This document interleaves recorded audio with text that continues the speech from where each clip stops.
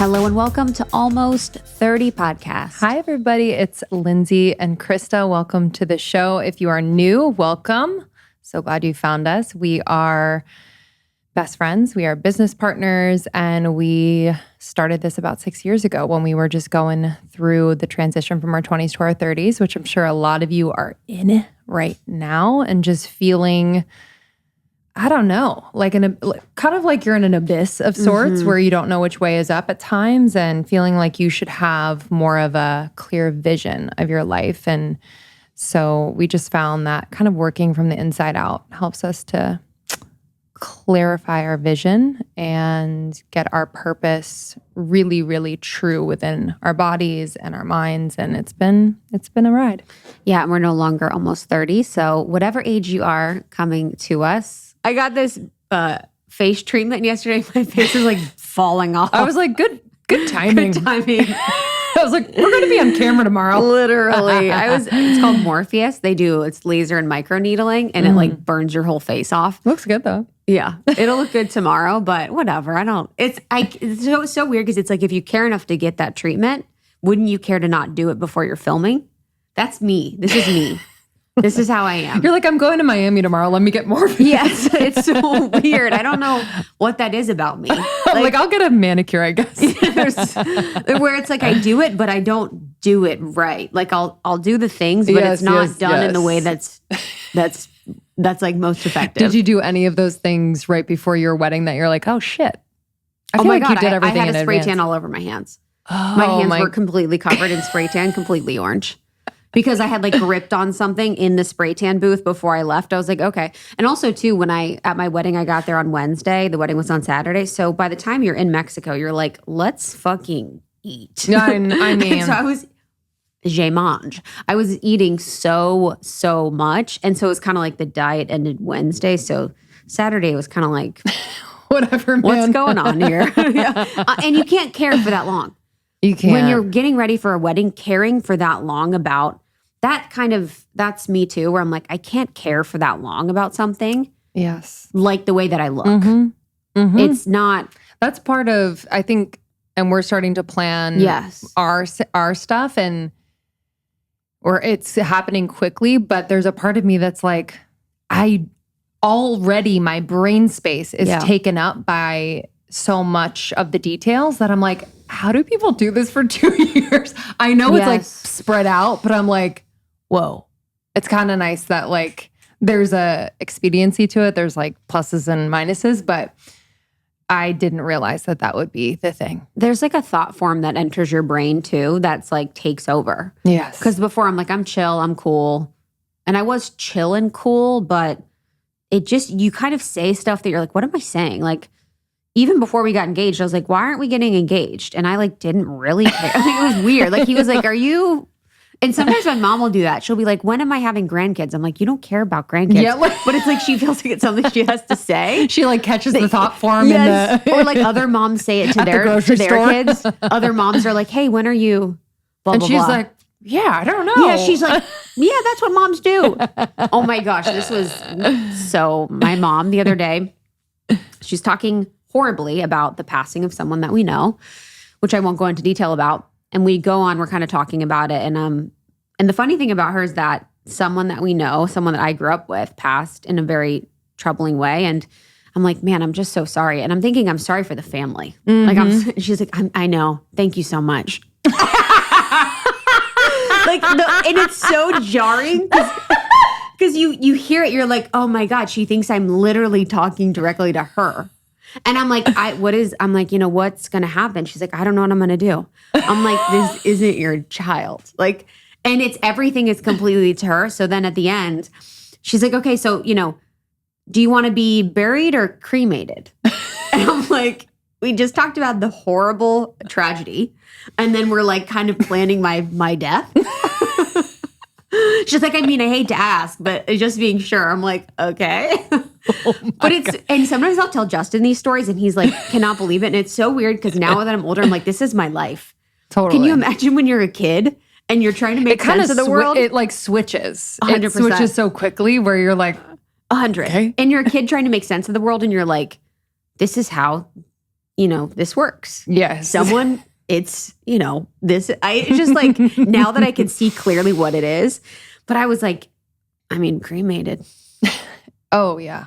I was like, I personally, this is my personal, would be claustrophobic even if I was dead in a casket. Yes. Yeah, I can't even, actually the first creepy part or, uncomfortable part is picking out a casket for your dead body. Do you know what I mean? Yeah. Where you're like green velvet or maroon velvet. I guess whichever. And then someone's doing your makeup. You're like more modern than like Old English. Yeah. And you're like, winged eyeliner. You're like, do a winged eye. Like how weird. You do a fresh face. And I think about my muscles decomposing. Because think about if you like don't move enough. But they put something in your embalming fluid. Embalming fluid, yeah. Oh yeah. Which is just I think this is something I personally, we've buried a lot of people, we've cremated a lot of people in my family. I'm like, aliens look at us and they're like, what is going on? Yeah, because they're like, it's just a body. Yeah, they're like, that's literally the least interesting part of you. Just toss it in the ocean. That's what I want to be. Yeah, I want to be cremated and that's just, what we do with my papa. Dusted. Just sprinkle. Yeah, I want to be dusted somewhere. Mm-hmm. Like, yeah. I had one of those, not to harp on death, but just in like one of those like life moment where you're like, oh, I think I was thinking about how old my parents were and they're young. They're like 64 and 65. Is that young?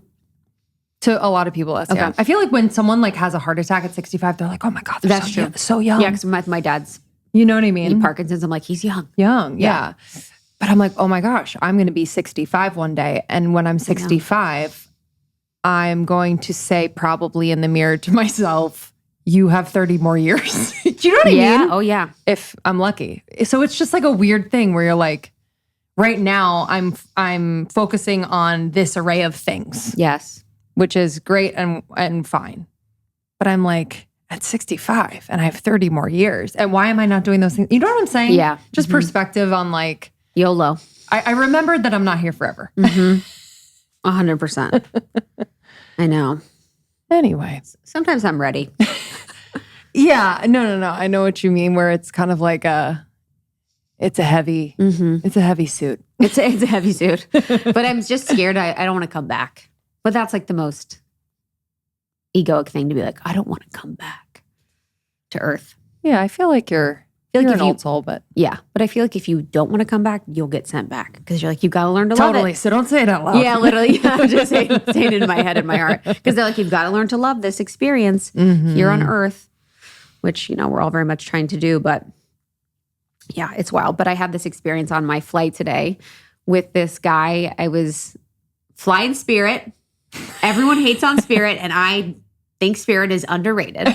Really? New planes. They're the only profitable plane company. Okay. So all other plane companies are mostly... Did you Google this after you booked it? No, I knew this before.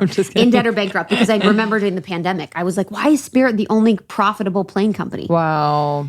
And they have new planes. And the staff was like these girls and these like women, and they just were like having so much fun. Yeah.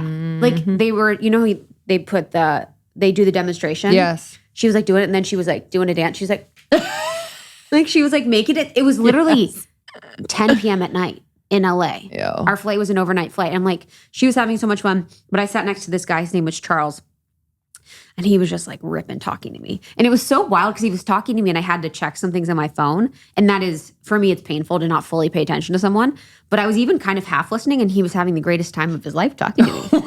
He was like, he was asking about the podcast and just the curiosity that he brought to what we do was so like invigorating for me. I'm like, I forget that this is a unique thing that we do and everyone is doing something unique and special from someone else's perspective. But it was that good reminder. And I was telling Lindsay, I've been listening to the song, I think it's called Turns to Gold. And it's this kind of like affirmation mantra song. It's called Turns to Gold. And it kind of repeats, everything I touch turns into gold. And he just said, he was like, it seems like everything you touch turns to gold. Which is the weirdest thing to say to someone. Weirdest. And coolest. I was like, that's the nicest thing you've ever said. Wow. Yeah. Yeah, I feel like it's those, you had a red eye, a connecting flight. The flight was canceled originally. Yes. And it's like one of those examples where your whole day could have been just in the dumpster. Yes. As far as like your attitude and mood and all of those things. But then like if you are even in those moments super present to like what's happening right there for you, it can literally be spiritual and beautiful. And yeah, and I even thought about like all the work that we do and everyone listening in our community, all the work that everyone does. It's like, even if we're not feeling our best, our energy can make someone's day. And I was trying 15%. I was just listening, asking. I was very much light trying for me. And he was like, I knew right when you sat down in my seat, I got this electricity. I just felt your energy and I felt so good. And I just feel so inspired and excited. Like he was like, and I had to kind of even check. I was like, I'm not going to subconsciously let someone siphon my energy. So I had to like almost be like, sir, I had to like dissolve a cord when I got off the plane because I was like slowly being sucked dry. But I was just like, wow, I'm so grateful that I'm not doing anything. I'm not trying, but just my energy is all someone needs. And that's for so many of our audience and people listening. Like, when you're working on yourself, when you're learning to love yourself, when you're really putting in the effort to be the best version of yourself or feel really good, it really impacts people in ways that you can't even, really even predict. Yeah, 100%. The guy next to me was... you got to tell a story too? I got to tell a story. No, if you're like, he said, everything you touch turns to gold. Turns to silver, which I'm pissed Platinum. about. Yeah, literally, no.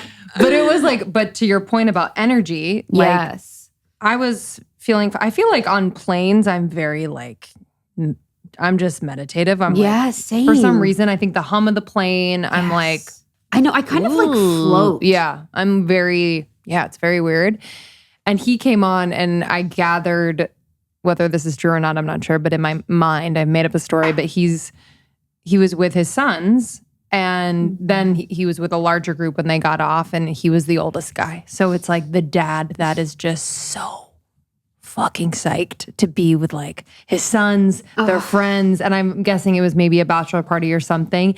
And the whole flight, he's like tapping his legs and he's just like, you can sense his energy and excitement. And anytime we would have an interaction, like I had to go to the bathroom or whatever, there would always just be like, oh yeah, absolutely. I'm going to get up and stretch. Like, so there was just this like his excitement for this weekend or whatever it is just bled into everything, which I think is so, for me, I was like, yeah, we don't have to compartmentalize like the excitement for things. Sometimes I feel like I do that where I'm like, okay, I have to do this thing. But then I'm excited about this thing, but then I have to do this thing. Rather than being like, I'm excited about this thing and I have to do this bullshit over here, but I'm still gonna be, And I'm gonna let that be my state. Yeah. Because like I think the baseline. It's like you get embarrassed to be excited.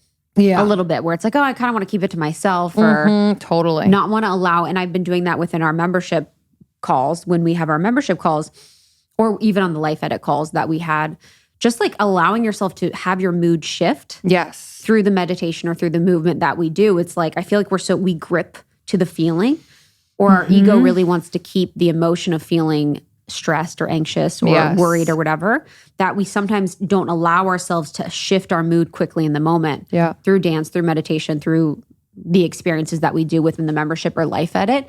And I could feel myself doing that sometimes too previously where I'd be in situations where I'd be like, I don't want to move or dance. Like, that's kind of like whatever. And it's like that ego is gripping to the feeling state that you're in and not allowing you to move into like a better state. And 9 times out of 10, like anytime we incorporate that in the membership or in any program, people get in the chat and they're like, whoa, I didn't want to get up, but I needed that. Or I didn't, just not knowing that there's like a deeper desire that they're kind of not picking up on. And beautiful. And there's such a science to it. There's like such a science to it all. So it's nice that now science is catching up to sort of the belief of like, okay, dance to a song, feel good. Put music on, feel good. And now science is proving that you really can support yourself in feeling better and being a better mood by listening to music, by dancing, by moving. So we love our members.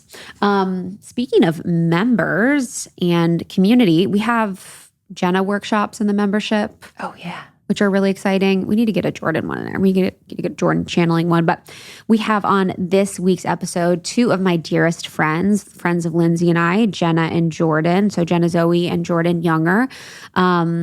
They are people that I love so much that I talk to almost every day. And some people that I wanted to bring, particularly for this conversation, to talk a lot about life transitions and sort of the way that they approach motherhood, the way that Jenna's approach relationship changes, and just really dive into their spiritual journey, what tools they're loving, and get like a behind the curtain, because I feel like so many of you love and follow them and learn so much from them in addition to me. So I just wanted to have like a girl talk conversation about spirituality, about evolution, about spiritual tools that we love, and really just dig into their lives as they are today.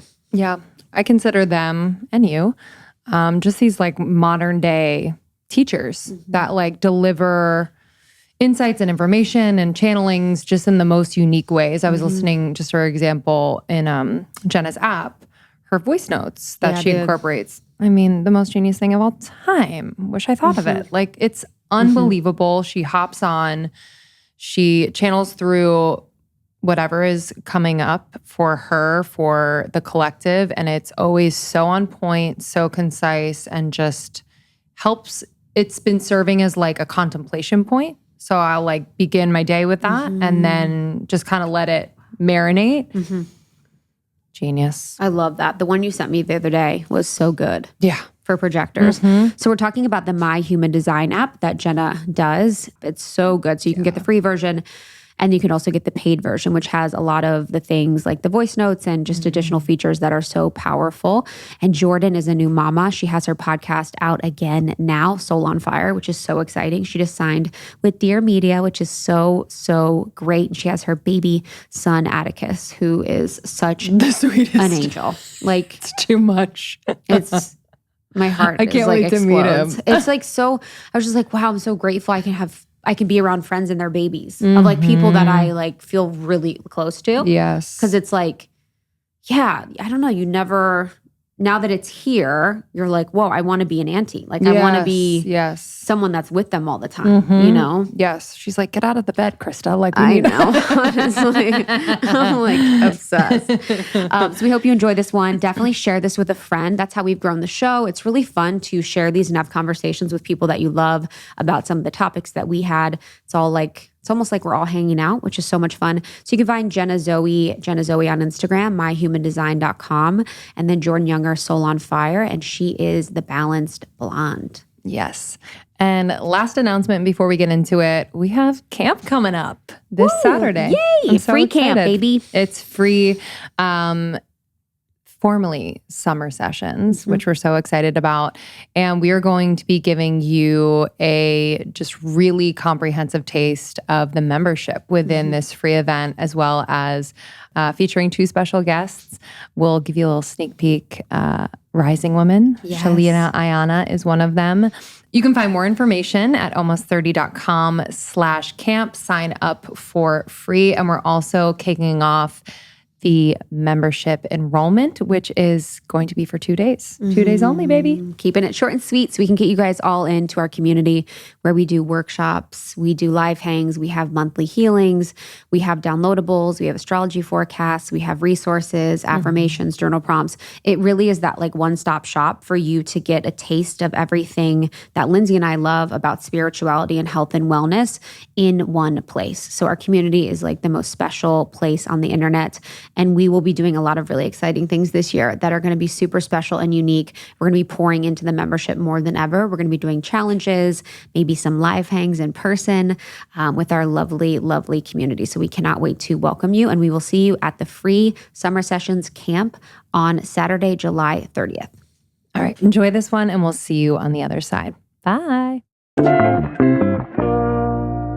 I am so excited to talk to you about a brand that we have been loyal to for years, and they're actually a sponsor at Camp Almost 30, and they are female-owned, BIPOC owned and operated, and truly the master herbalist Adriana Ayales pours her heart and expertise into the brand Anima Mundi Herbals. They are made in the US with certified organic herbs, wild and sustainably harvested plants in a vegan and gluten-free kitchen. They never have fillers, binders, or flow agents. These are pure botanical powders, teas, and beyond. If you are looking to update and upgrade your apothecary, this is the brand. No question. I am constantly recommending goodies from Anima Mundi Herbals. So the Anima Mundi apothecary is waiting for you. I was just perusing the other day and I got some really good stuff. So I just got the Lucid Dreaming mix. So I actually got the bundle. This is 3 teas. One of them is the Lucid Dreaming tea, and it is so powerful. This has relaxing plants, also known as nervines, such as organic skullcap, blue lotus, passion flower, and kava kava. It also has adaptogens like ashwagandha and tulsi, and these herbs were used since ancient times to assist the body in entering deep states of meditation and sleep. I love this bundle. I've been having it every night before bed. Now, I want to recommend something for beauty, okay? Beauty, I love the rose powder. So the rose powder organic heart opener, I swear, has just not only opened my heart, but has truly just reduced the inflammation in my body, which brings just like an incredible beauty. When I look in the mirror, I'm going to own it. So this is an exquisite blend. It's fluffy, it's deeply aromatic. It contains many qualities that can help benefit the body, and the healing benefits are just unbelievable. It has particular healing benefits around relieving the heart, depression, anxiety, psychospiritual related imbalances, and many more. And I highly, highly recommend. This is the rose powder. It's 100% rose powder, organic heart opener. Can't wait for you to try. Now, for our listeners, I'm excited for you. Okay, you're going to get 15% off with code almost30 when you go to animamundiherbals.com. That's animamundiherbals.com. Okay, animamundiherbals.com, ANIMAMUNDI herbals.com. Use the code almost30 for 15% off.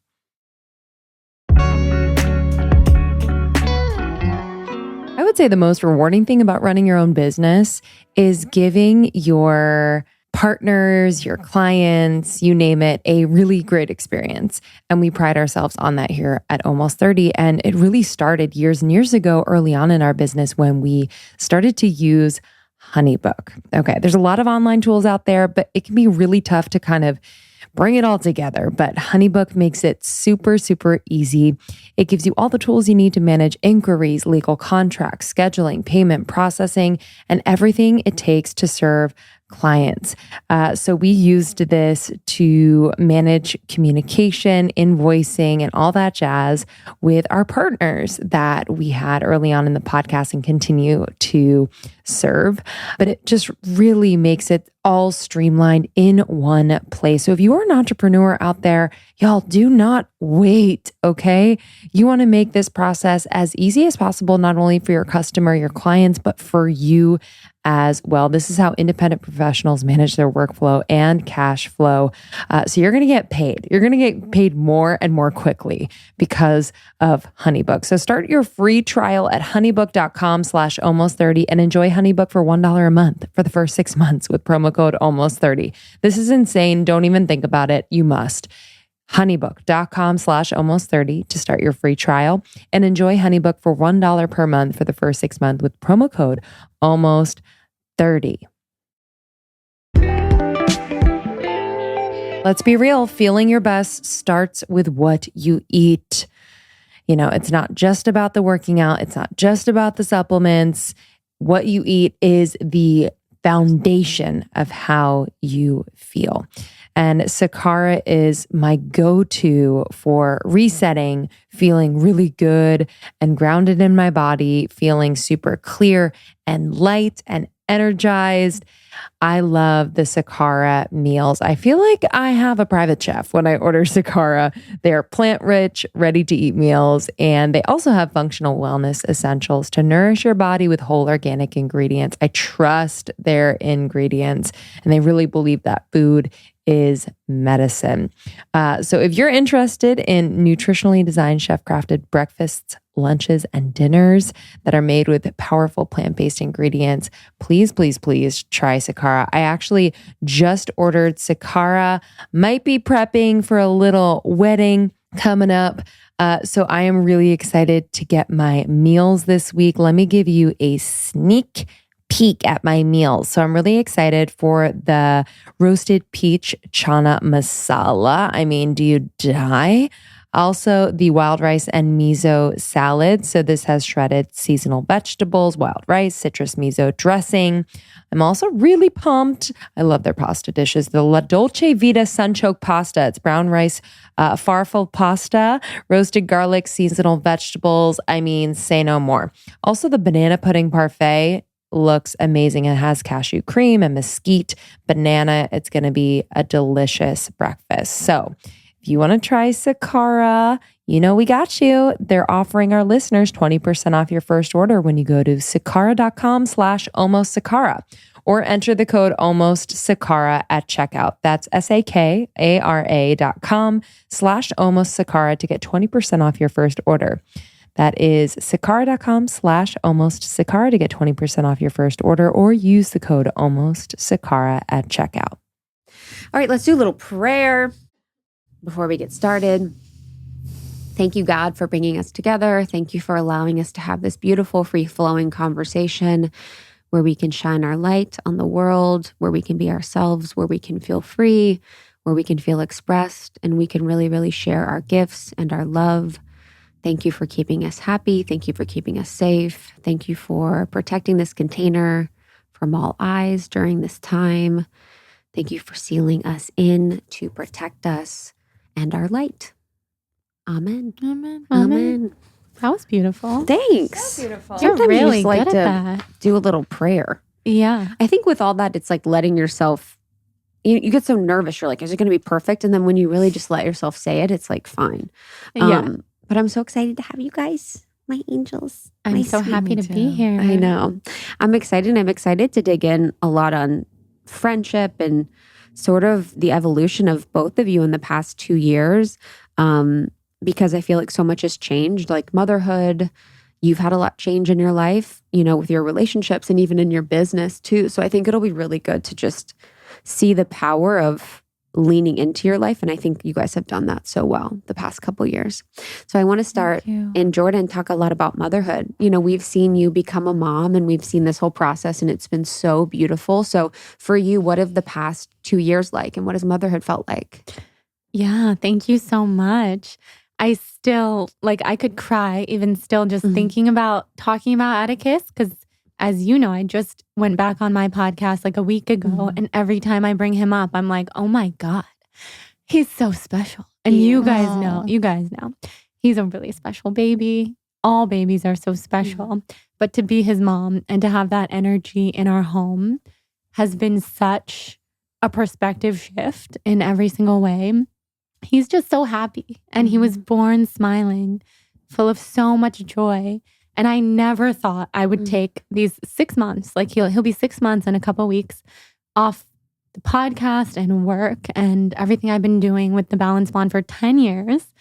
But I just had no desire to look away from him for all that time. And that was the biggest shift for me, was to just be present at home and just realize all these things that I thought were my identity are not my identity. My identity is me, first of all. Second of all, mom, mother, and wife. And it's made me so much closer to Jonathan. And it's just been beautiful. Also, we can get into this if you guys are interested, but the process of birth was also a death process for me. So a lot of dying. We have cats up here. We're having fun. Babies are here. Yes.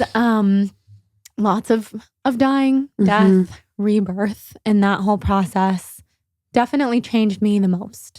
Pregnancy is not easy. Pregnancy is such an initiation into motherhood. And that final month for me was like a daily death.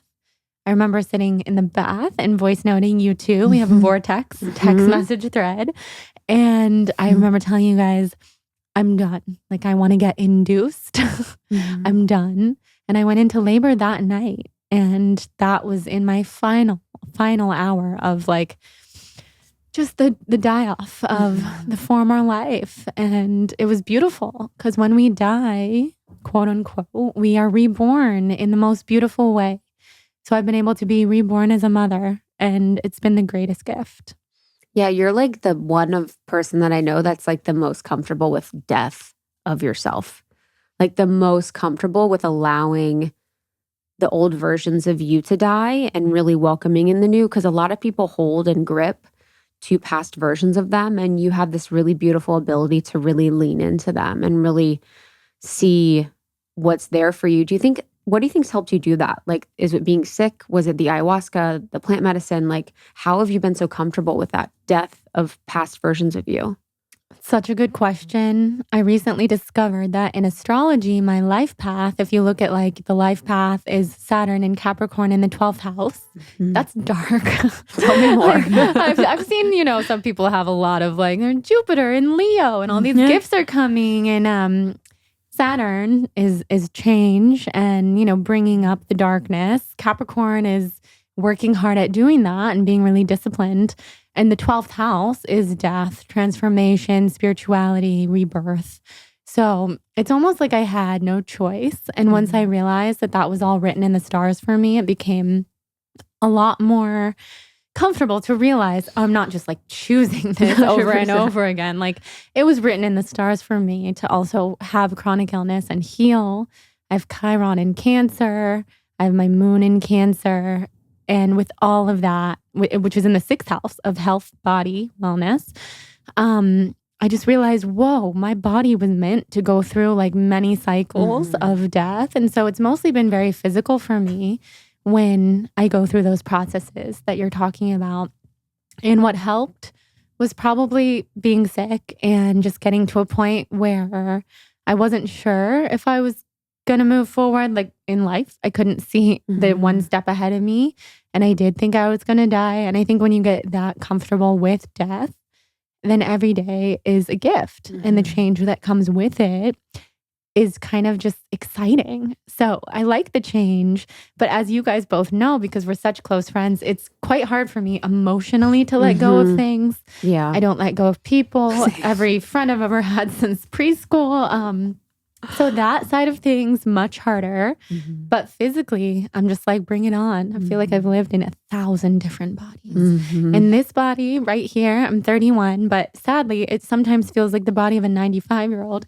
So, I mean, sorry. Yeah, it's like, I just gotta, like, I have to put taking care of myself at the forefront of my life.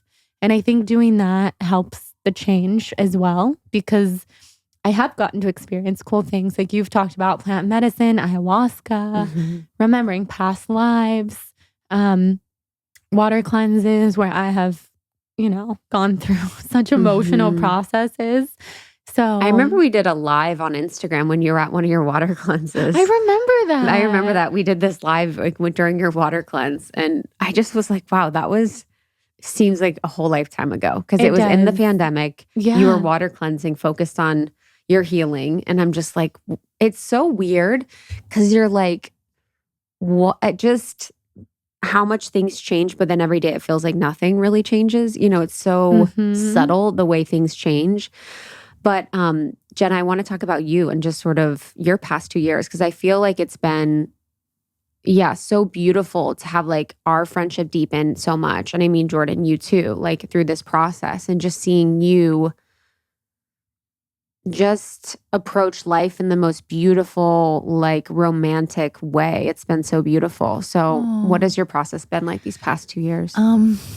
Well, so the beginning of the pandemic, I was in, basically I was in a relationship where I thought I was with my person that I was going to be with for my whole life. And then all of a sudden stick us in a room where we had to basically be with each other 24/7. And we just went through a lot of changes, and things were just very kind of hairy and coming up a lot. And so in many ways, I can just see the perfection in all of it, because I remember being locked in, and I was in the south of France at the time. So we weren't even allowed to go out of the house for more than an hour a day. So we couldn't even just like disappear on walks or go to the sea or whatever. So I remember everybody else was like baking banana bread or like, starting cooking and all this I was kind of painting. stuff. Yeah. I was like, I'm going to paint. I love that. It was so romantic. And I literally was just like, I threw myself into my work because like all of a sudden work blew up. Like I just remember everything just doubling overnight. And that actually was really a saving grace for me, because I had a balance of something really good that was growing and cultivating at the same time as something else was coming to an end, which was my relationship at the time.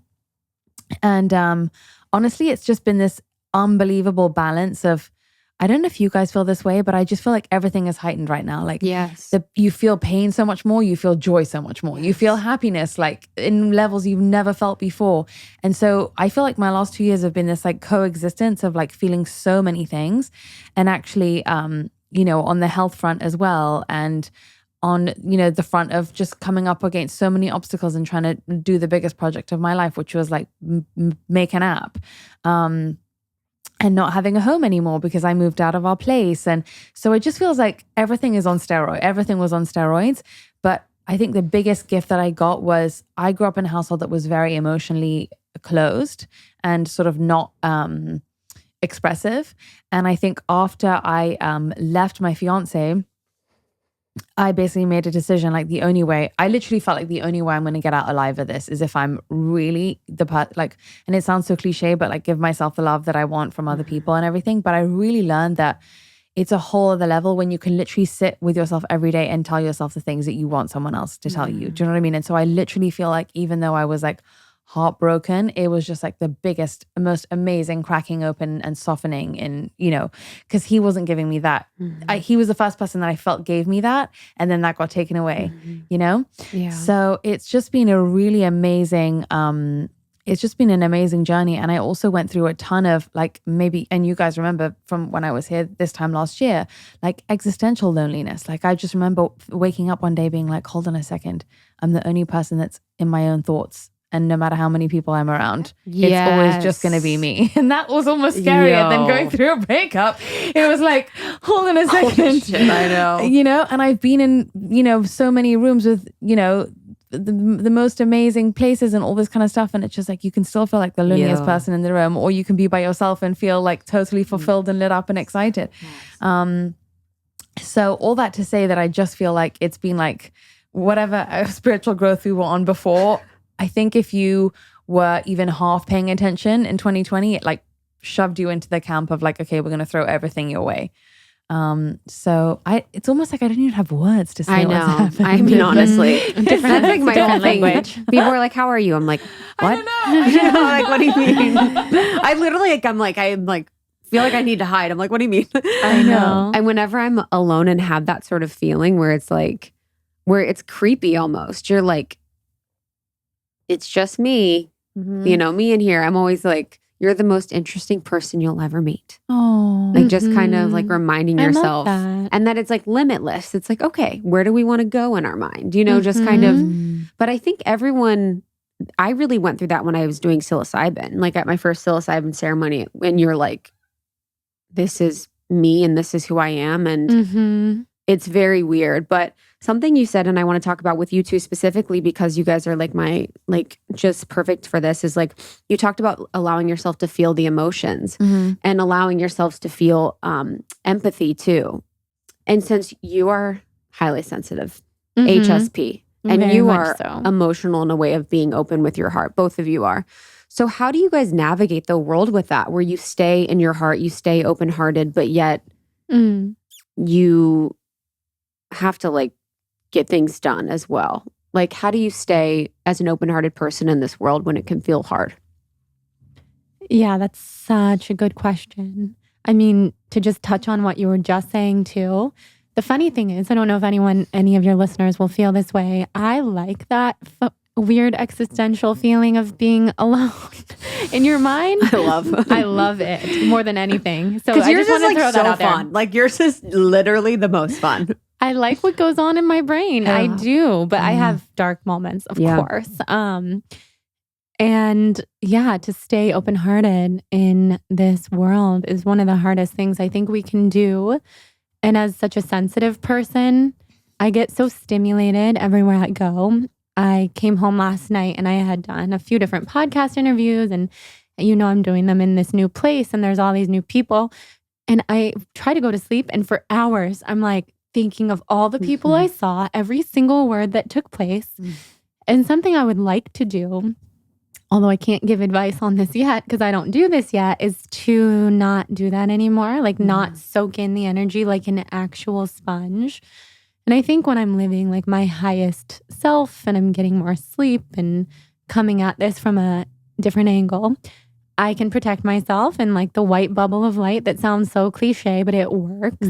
We can protect ourselves, and it just takes a lot of conscious thought. And yesterday I did this thing where I felt very out of my body. So I called all the energy back into my body, and you can feel it returning. So even if this is new to you, you don't believe in that kind of thing, just call the energy back to you and just see what happens. I started to feel so much more grounded. And when I do that, I can still be that open-hearted person who has so much love to give without sacrificing my soul. Yeah, and it's more clear because you're like, because I think it's important too for like what's mine and what's someone else's. Like when you're such a feeler, it's like, is this not even my sadness or grief or energy or thought? And it's being able to unblend when you call your energy back. You're like, ooh, like where am I, in this? What about you? It's such a tough one because I think I struggle with it so much. It's definitely one of those ones that I just keep on coming back around to. But I think the thing about the open-hearted piece is that actually I feel like everyone wants to be open-hearted, and just because it hasn't really existed as like the MO, sometimes people just need you to go first and then they're happy to like join you there. Do you know what I mean? So I practice like, okay, sometimes the fear is like you're going to look ridiculous or people are going to think you're like, silly or fluffy or whatever. But I found that if you kind of chance it 9 out of 10 times, people will meet you there. And then you kind of realize that there's no feeling that can break you. Do you know what I mean? Like actually it hurts more when you're avoiding it and when you're trying to be in the hard mode. Whereas actually when you are going in there and saying, I feel grief, I feel overwhelmed, I feel whatever it is, just even saying it and connecting to it, then it's like it loses its power. Do you know what I mean? I know the times when I'm always the most kind of feeling thrown out and totally like emotionally drained and all these things is because when I'm not admitting something, and like even to my team, we now have this kind of like a kumbaya. It's not actually, but like it's, it's really one of those relationships where we all are like open with like our triggers and the things that annoy us, and we help each other work through those things because like that's what the business is going to reflect. So it's in my interest to have to bring about that kind of like, for want of a better word, company culture, and to say, like the other day, I was like really irritated by something, and I was like properly like having a little like mini tantrum in front of one of the girls that works with me about something else, and she was like, you know what, we were saying like it's so important to just like let yourself have the human moment and not over spiritualize it and not pretend you're fine, because then you look at it and then you're like, okay, I feel annoyed because of this, or I feel like I'm angry at this person because I feel like that, and you say it in like the most basic primitive way, and then you work through it. So I actually think like just leaving space to be like open and sit and like primitive and basic, and just like there's nothing about me that no one else doesn't feel either. Do you know what I mean? Like and you give people so much healing when you just go first. Yes. Yeah. And I think too, like what I've learned being friends with you and what you're talking about is like giving yourself permission to be in that, like where you just talk without making sense. Yeah. You like be super immature. Like you just say all the things that are sort of coming up for you. And then even as like friends, it's been beautiful to be like just with me through the process, of the emotion where it's like, okay, we're at a really heightened emotional state. Now we're here because I think a lot of times, and even to move a little bit to friendships, it's like a lot of times in friendships, people get really stuck or identified or wanting something for someone, and they're not really allowing people to be on their specific path, however that manifests or however that decides to go, whether it's in a direction they think is good for that person or not. And so to have you guys be with me through the journey of each thing and just be like, okay, what's happening today? Like what is like present for you today has been so, so beautiful.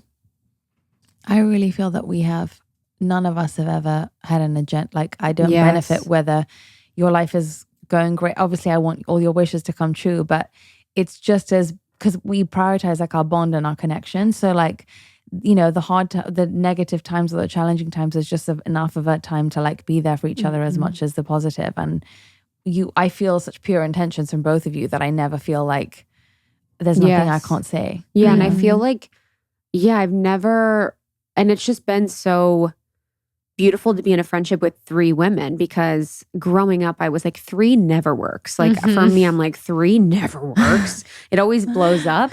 And with us, like, you'll be together and I'm like, oh my God, my girls are together. We'll be together. And it's like just been easy and natural for us to stay in that. So as far as friendship goes, I think a lot of women listening they want to have a really expansive friendship that feels like they can be themselves, that feels like it is someone that accepts them for who they are or really sees them for their gifts. How do you think people can cultivate better friendships with women? Such a good question. And I feel so lucky to have both of you. I really feel so lucky. It's such a gift. I think one thing that the 3 of us have done really well is we go really deep. So like we know what each deepest wound and trigger are. You guys know, what is really hard for me. And I feel that I know those things about you guys too. And we're so conscious of those things with each other. Like thinking back to petty friendships that I had in high school and whatnot, people would almost purposely like, oh, we know we can leave this person out or whatever. Something really beautiful between the 3 of us that we talked about was if 2 are together, the other person's always invited. You never have to feel like you weren't invited, because the 3 of us, we have this open invitation, whether it's to go have lunch together or to go to Ibiza together. And sometimes, you know, someone can't be there. And I had a baby, so a lot of the times I can't be there. But I feel excited when I see you 2 together. And that's like such a good feeling, such a different feeling. Also trusting we don't talk behind each other's back. And for some whatever reason gave me chills when I said it, because it's nice. True. It's nice. And you can't always trust that with people, even though we're all in our 30s, and you'd think people don't do that when you're adults, but people do. So I think those things are so beautiful. I just trust both of you so deeply. And I think for everybody listening to just walk that walk and be the friend that you want to be, that you want to have in return. I think for many years I was that friend and didn't always have those friends in return. Sometimes I did, sometimes I didn't. But now I can look around and the people that I actually spend my energy on, almost all of those friendships are very reciprocal now.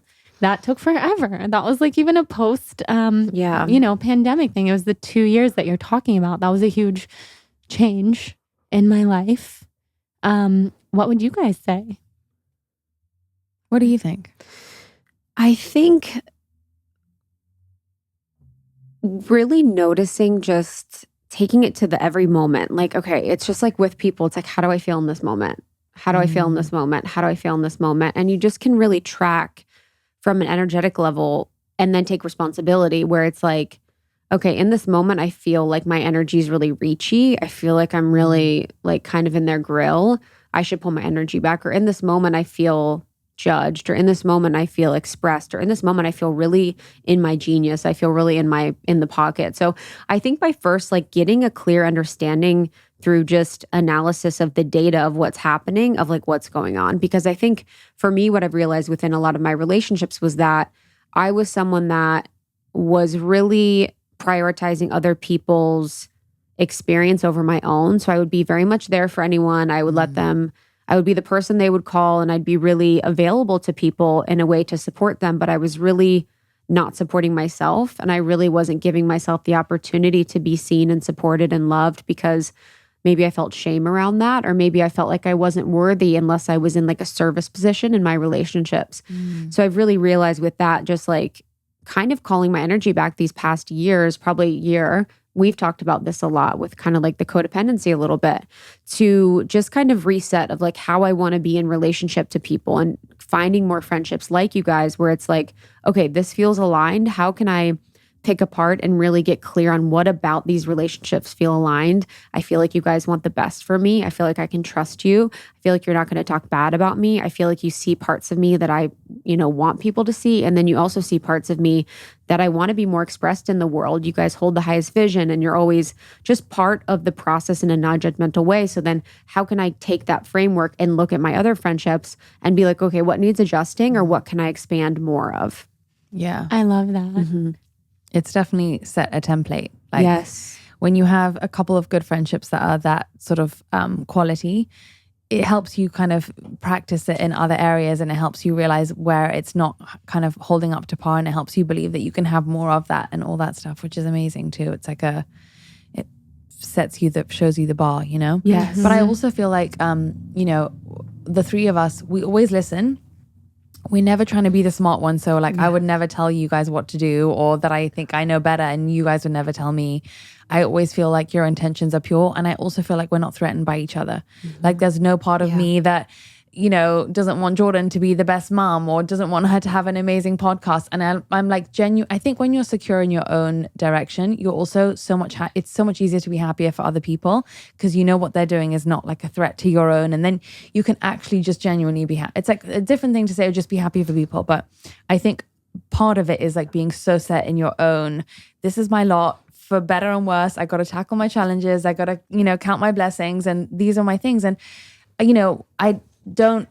I think when I was younger, I would have said, like you almost try to compare like who has a better thing, who has a better lot. And then you try to feel, and I think with the three of us, it's always just like, I'll listen. I'll never tell you. I want the best. Like we root for each other. We're not threatened by each other. I'm not friends with you because I'm trying to be cool or smart or because I think you're cool and I'm trying to align myself. You know what I mean? It's just like because we naturally have a connection. Right. That's which so is so true. underrated. Yeah.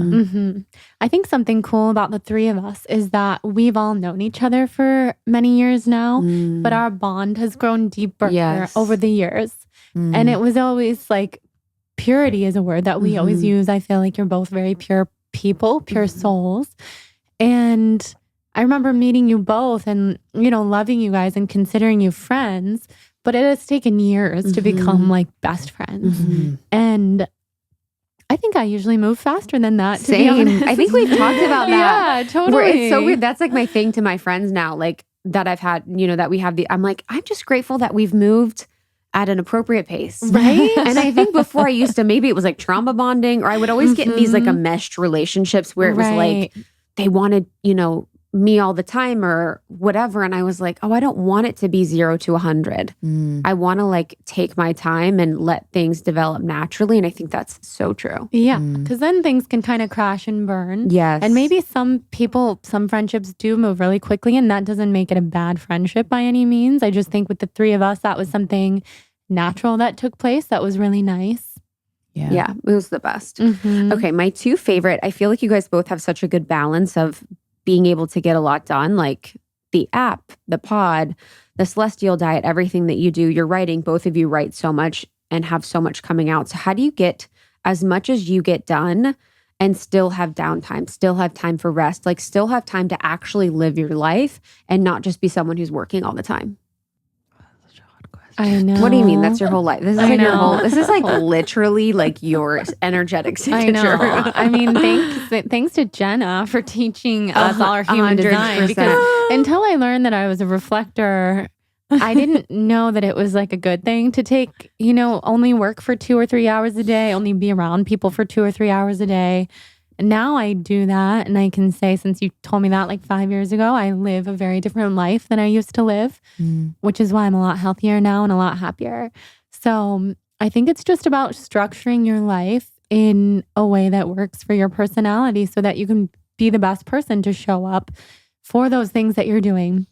And I think to be efficient with your time is such a talent. And I'm always trying to learn to be more efficient. As a mom, you have no other choice.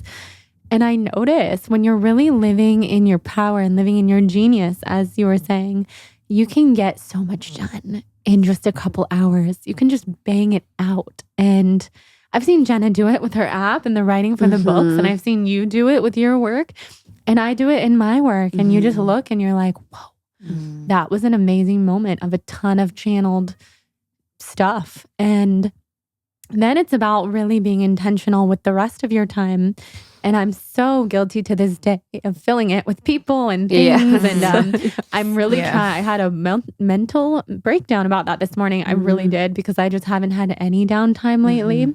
Juggling, just going back to working and having the baby and wanting to be, present friend and family member and everything else. So seeing those pockets of downtime and keeping them that way for yourself, just kind of doing as Jenna does and put on a bathrobe and, just live. Just live. For me, it's getting in the bath. Just listen to some music.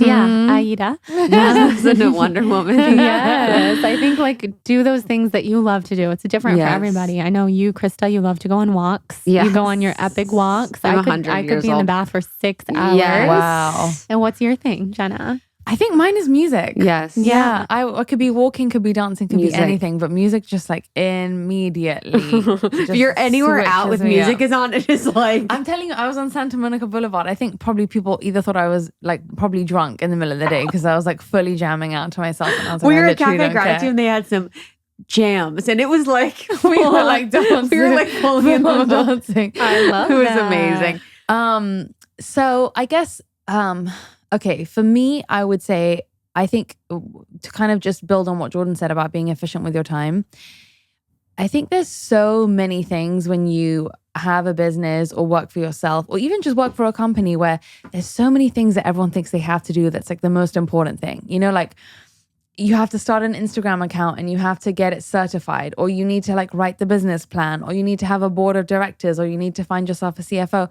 And I think one of the things that really helps me streamline is I'm always thinking about, Jeff Bezos's famous line is like the customer comes first. So you're thinking about the customer, not like your image and how you come across and all this kind of stuff. Is like, what is it that I'm going to do with my day that is actually going to add value to my customer? Because that should be that's the priority, right? Not all the like fancy things and the financing and the, like making an NFT out of it just for the sake of making not that NFTs are bad, but people get so caught up in like, oh, and then we're going to like turn it into a coin and we're going to make and I'm like, but you need to know what for, like, what's the purpose? Where's the value? So I think genuinely, I really think service mentality just makes everything so clear. And then if you only have an hour to do in that day, what Jordan was saying, like you can get a lot done because you're focusing on giving. And then I also think like when you get out of your own way of your ego, of how you show up in your work and stuff, then everything that comes through you is so much more like clean and pure because it's not kind of being afflicted by like my need to use my work for my validation of being a spiritual person or to come across this certain way or whatever it is. So I think I really like one of the things I do all the time is try to say like, where am I can I just minimally interfere with what's coming through me? Because you really can just cut a lot of crap out of your day that way. Yeah, I think it's like, I'm glad you said that because I think for both of you and for me, it's like learning to be fully in the work when you're in it and fully out when you're out of it. Because I think so many people, there's such everything feels gray where they're at work. They don't want to be at work. They want to be on vacation. They want to be here. They want to be doing these things. And then when they're on vacation, they're thinking about work. It's like being fully in the work for however long you need to work and focusing fully on the work so that you can maximize your productivity, your clarity, your understanding of what you need to do. And then when you're out of it, you can fully be in the moment of rest. Because a lot of times people they have time to rest or relax or recover from work. But that during that time, they're either on their phone, so their nervous system is still being activated by the images on their phone, or they're kind of like halfway in work where they're like kind of thinking like, I should be working, or I should be working on my side hustle, or I should be doing all these things. And it's like, if your brain is always keeping you in that state of either back where you don't want to be or in the spot where you feel like you're not doing enough, you're never going to feel rested and you're never going to feel at peace. But if you have a sense of feeling satisfied with what you did that day, you're like, okay, I did the best I can do. I was fully committed to my work. Even if it was for a few hours, I feel like I can now focus on rest or being myself. So I think what you said. I think you both do that so well where you're fully in it. Like when you're channeling your writing or when you are channeling your writing, it's like we're fully in the work mode. And then I think it's the mindset part of it where people, if they never feel like they're doing enough, then they're always going to feel like they're never able to rest or they're never really resting. You know, so I think a lot of people never feel like they're doing enough. So it's like they go to bed and they're like thinking about their to-do list and their nervous system is still activated. And then they continue on the cycle. But if you actually have, through finding better ways to accept yourself or be present with yourself or get clear on your mission, you can have a mindset that allows you to really be in each space more so that you're not just like consistently like psychically everywhere. That's such a good point. It's something I've been working on so much because when you have a baby and you realize what you do in your downtime, whether that be like glancing at the phone a million times a day or just running all around like a chicken with your head cut off. I don't want Atticus to see me like that. So I have tried to be so present with him when I'm with him, with my work when I'm working. And I'm still working on that because like you said, our phones have it all. So I could tell myself all the time, well, I'm just like texting my husband, but I see everything else on there too. And I think that's so important to just be clear. Just not only be clear on your mission with your work and everything like you said, but also be clear on the kind of person you want to be and how you want to spend your days. I think you're really good at that though. You're so good at not looking at your phone at certain times in the day. Like I feel like me and Jordan are like permanently available. I know. At 2 a.m, we're like, I know. I love it. I know. Like in our group text, it's so true. It's like it's what I know. Jenna's always going to be right there. That is the fact. I actually will- know every time you guys are always there. You will respond like, at 5 a.m. Yes, 5 a.m. to 7 a.m. Yes. I'm like walking. I'm like, so. Exactly. But honestly, my phone is so disgusting to me. This is 0% interesting to me. wow. I'm In this happy. moment, I'm happy like, to hear that. I haven't wanted to do. I'm like, what are you? It's so boring. Like, it's just the most boring thing. Instagram feels so boring right now. It just all feels so boring to me. So hopefully it feels inspiring. But I think too, it's like when I'm not feeling inspired in general. So it's kind of like I'm just honoring where I am in my process with my phone. But yeah, I don't like to be on my phone so much. It's also like you don't want to be a cliche. You know, and be like, I like do whatever I can to not be boxed in somewhere. So if someone's like, oh, you're an influencer, I'm like, I'm never on my phone. I know. You know. I do try to be like that as well. Like when I'm out and about, I don't want to be looking down at my phone because I don't like seeing other people do that. When you look around at a coffee shop and no one is looking up. And then why would we add to that if we hate seeing that? So I try to do that. Yes. How do you guys, I think for a lot of people that follow both of you and that love both of you, they would probably notice something that I know very much notice is you all are very true to yourself. You're very true to who you are and you're very true to your energetic signature and just like your essence. So a lot of people are not currently living a life where they're very true to who they are or true to their essence. So how would you help someone either figure out their essence or who they are and then stay true to that? Or what do you think about that process of really figuring out who you are so you can stay true to it? Human design, baby. I was just going to say, Say more. We do have the queen sitting with us. You're so. like, I've got a nap. But honestly, No, like I'm that, glad you said. I mean, the people want HD. I didn't want to do it, but people. I mean, they do. Every question was like, "Can you ask Jenna if she's going to add this to the app?" that's so cute. I know. People like to ask very specific questions. And they're like, please tell her I'm a 2/4 projector and that my boyfriend needs to know this about. I'm like, no. They're like, "Can I eat carrots?" Yeah. It's so sweet. It's so cool to see what you've built. I love how much people now know about it. You know what I mean? I love it when people are like schooled, you know? Yes. Like well read up. But it's so funny because I was literally having this conversation with someone on my team today, which is like, in theory, maybe in a better world, we could all kind of tap into who we are without, like, just by tuning in. But I think in the meantime, because we're not there yet, it is helpful to have like outside systems that help us kind of get there, because we're so far away. And I think the voices of conditioning are so loud that you need to have this like outside counterbalance that's like, you know what, regardless, like, put your ideas aside, here's like a measurable way of confirming what you kind of suspect you are. And so you get that kind of like validation that you sometimes need. But I also think one of the things I've really observed when you sort of map like common human behaviors with human design, like projection and expectation and all these kinds of things, is that you sort of realize that where we're going wrong is by valuing certain qualities over others, right? Like we all think consistent's better than inconsistent. Some people think creative's better than business. Some people think business is better than creative, and all these things. And those are the things that keep us fenced in. So, you know, sometimes talking about like shadow work, when you catch yourself kind of seeing someone else and kind of dismissing what they do, that's always a good one to look at. Like when you see other people and other jobs, it's like, do you kind of poo-poo them, or do you think that they're amazing, and why? And where did you hear that voice of judgment from before? Because that's where you're kind of ascribing, like runging, what I call it, like making some things, some qualities, some traits, some skills, essences better than others.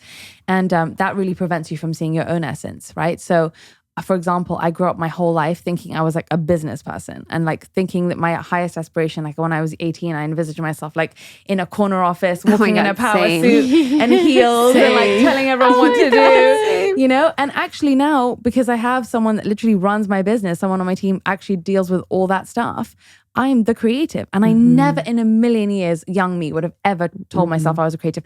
I would have literally laughed in your face if you told me I was a writer. I thought that was like going to amount to nothing. So I never wanted to think I was. Wow. And you're the first person, Jordan. You're like, you're such a writer. I'm like, really? Yes, and you are. You're such a good writer. But the resistance to that even 3 years ago was huge. Wow. I remember, I'll never forget. I think it was one time we were together and you had left and your laptop was out. You're like, yeah, this is everything I've written like for the app and the book. And I'm like, what the fuck? Yeah. When I saw that, I was like, if I had all of that content, like, oh my God. I could not believe. I was like, only. Yeah. What? It was, it's incredible. And you channel. And so maybe that's why you don't think of yourself as a writer, because that stuff channels through you. And then I was, telling you about something you'd written and you're like, I don't remember that I wrote that, because it just comes through. It's so true. It's so cool. Yeah.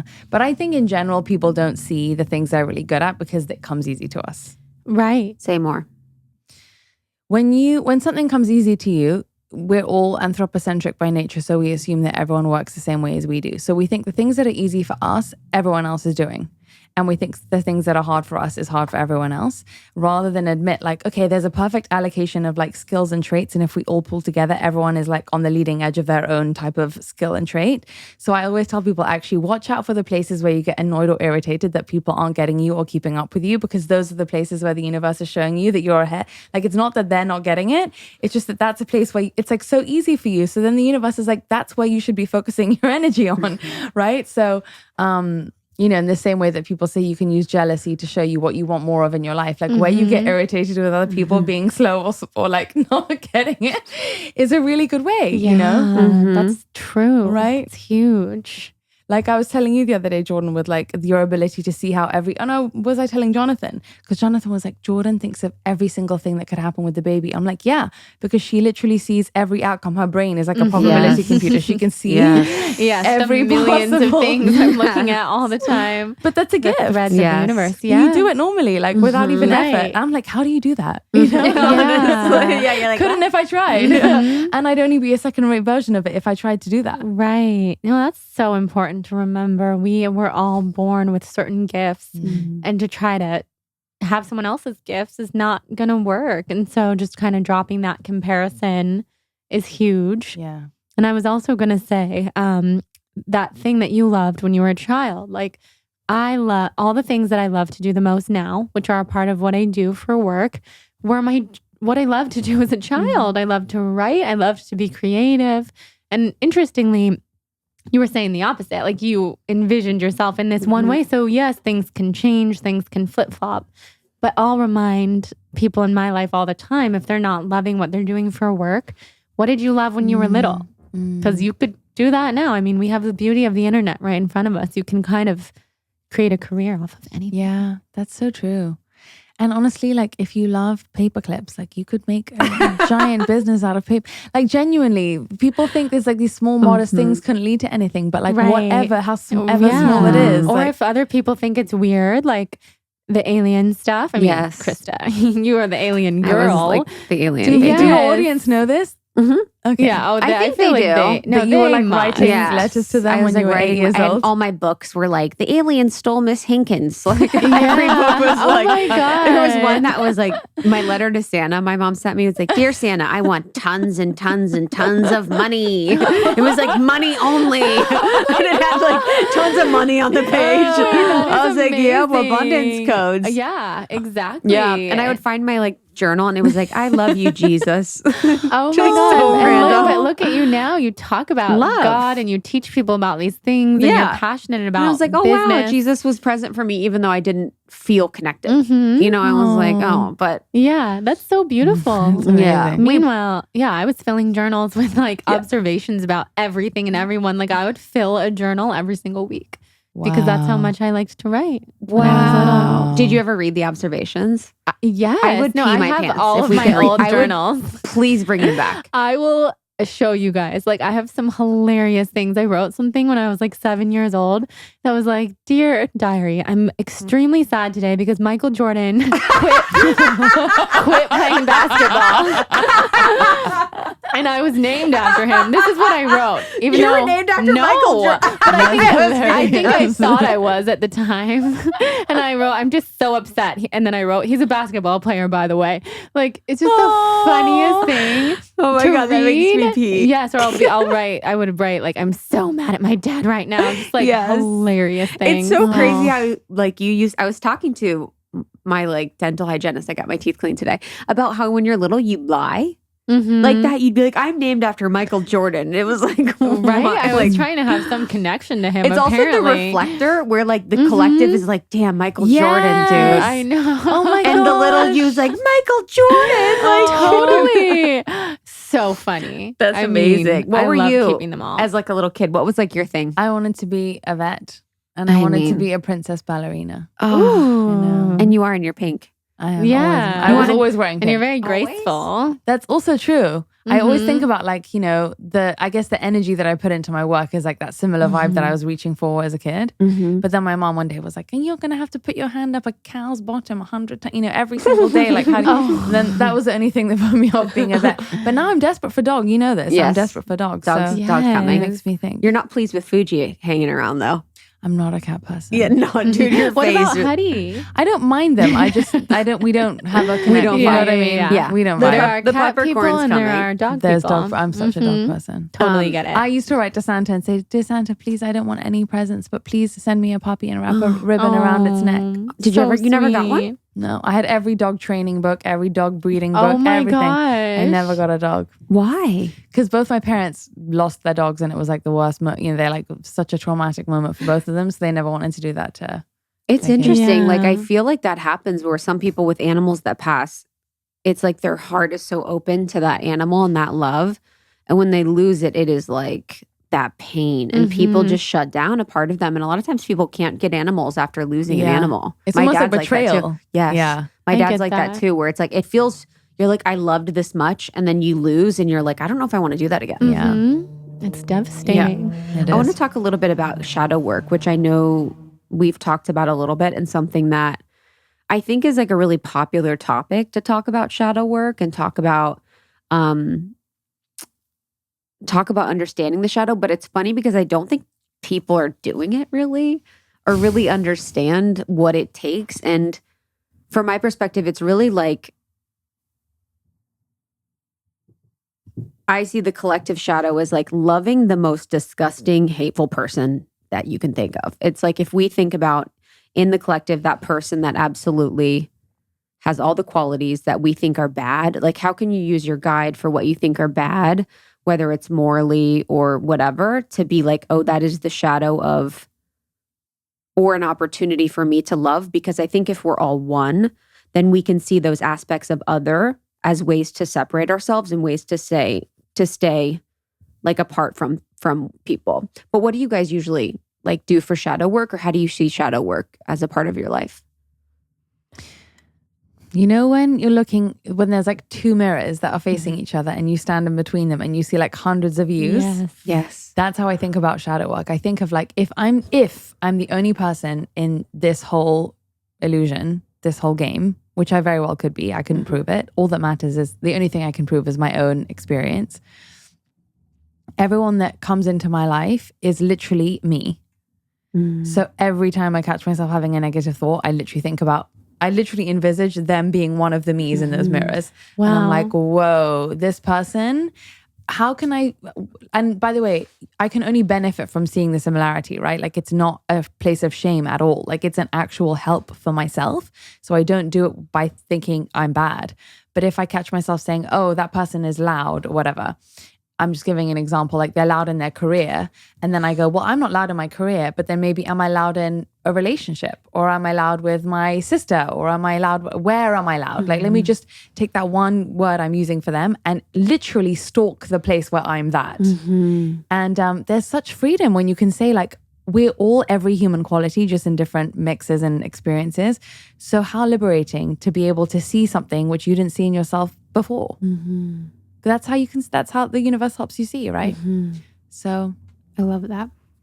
Me too. What about you, Jay? Yeah, I deeply believe that we're all one. I had this vision last night. I remembered it when you started talking. As I was falling asleep, I get, well, we all, in between the state of being awake and being asleep, the visions that come are wild.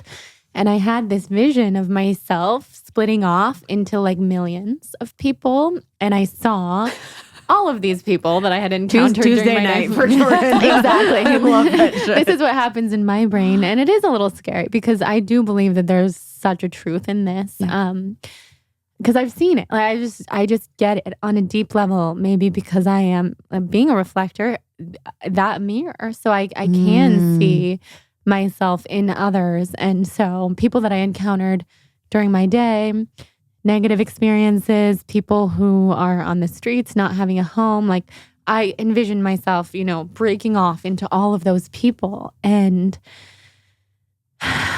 yeah, just being aware of that is huge. And that just makes you such a kinder person in general.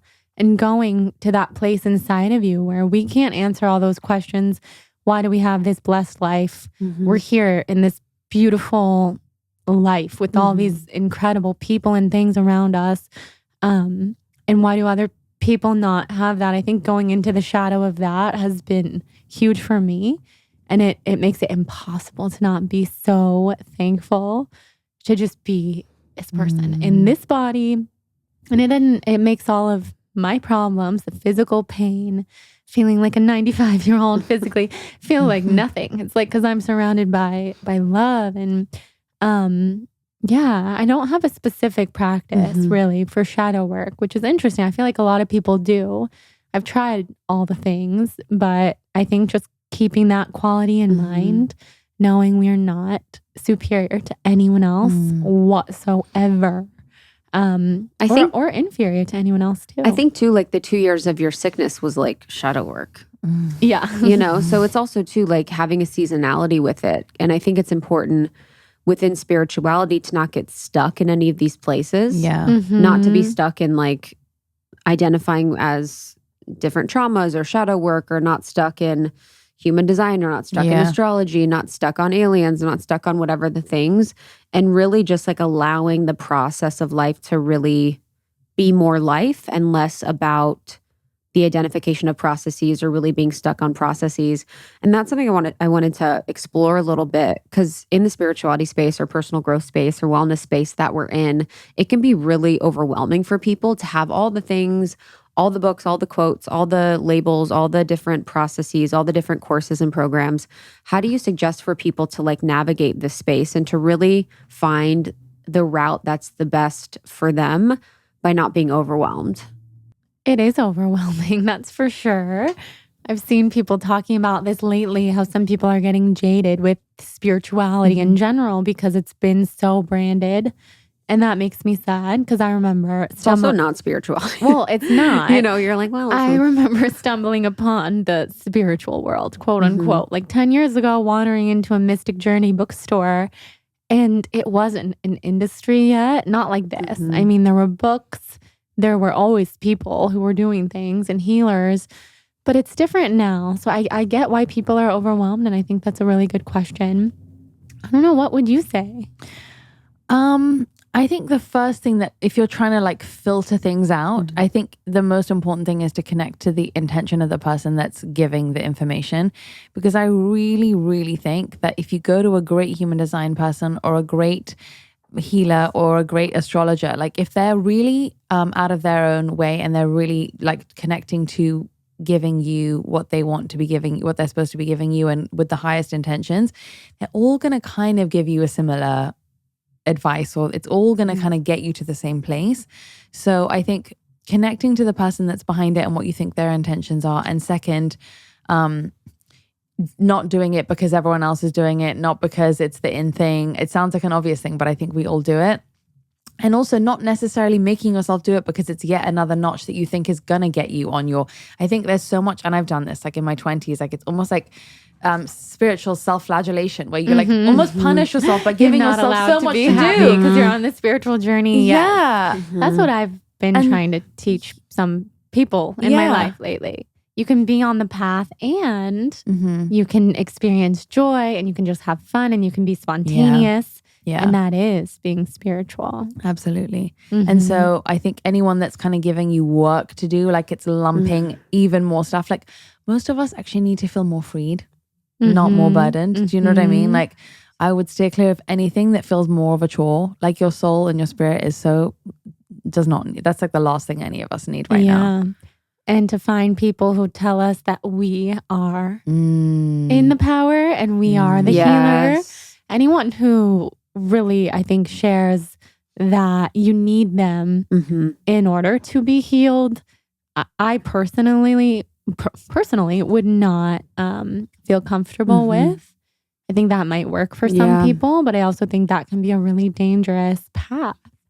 I think we talked about that with the guru. We've talked about this before where it's like the gurus. And I think that's when they talk about like the year of the guru is over, because that fully is the power in that person. And that fully is giving them the power to like heal you or have the answers. And I think with the guru too, it's like, I think that there's a more clear and more accessible way to God and to spirituality. And I think when it's so convoluted and when the path is so long and when the path never ends and there's like an arduousness, yes, our lifetime, we're an eternal soul, so it never really ends. But like there should be the end point of God. Like there should be the end point of finding this place where you feel like you're in divine alignment or you feel like there's hope. Because if there's so much on the journey and it just is like, tons of like grueling routines and all these different things, it's just not the way. And I think that's where people get really lost. Is something we've talked about before, is like the most spiritual thing is to laugh. The most spiritual thing is to be light. The most spiritual thing is to have fun. And if we're missing the point by doing all of these things, then, we're not really spiritual at all. I also think that it's less about the modality itself and more about the way that you're going to, that modality is going to make you feel. Because, you guys have probably had this, like where you've read a book and thought it was a terrible spiritual book. And then you go back to it later and you're like, actually, this is so great. And it makes sense. And the only thing that's changed is you. Yes. Right? So I also think that it's about watching your energy, because if any tool is going to work, it's because it's just providing a good funnel for you to put intention into.